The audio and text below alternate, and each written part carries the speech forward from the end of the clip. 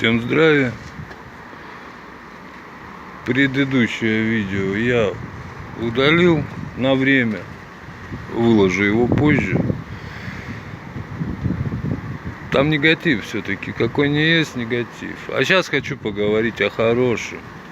Сегодня Виктор Алексеевич уже на свободе, голос бодрый, отбыл, так сказать, свое неправомерное наказание, как говорится, на свободу с чистой совестью. Ему это не грозит, его совесть чиста.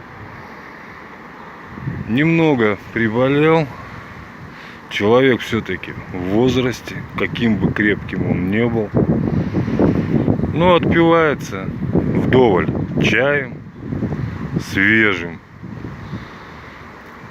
подаренного одним человеком, кстати, из города Челябинск, еще будучи в отряде с шаманом. Я этот чай ему передавал и привозил. И вот сейчас он этот чай заваривает. В принципе, все. Думаю, что скоро он сам выйдет, так скажем, в эфир. Настроение бодрое, голос бодрый.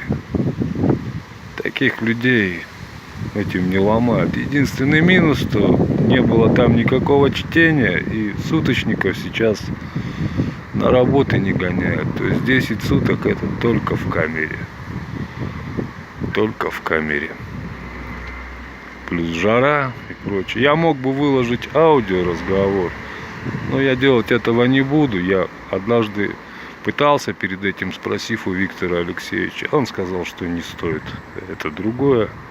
Это, можно сказать, личное. Всем всех благ. Слава роду. Уруй. Айхал.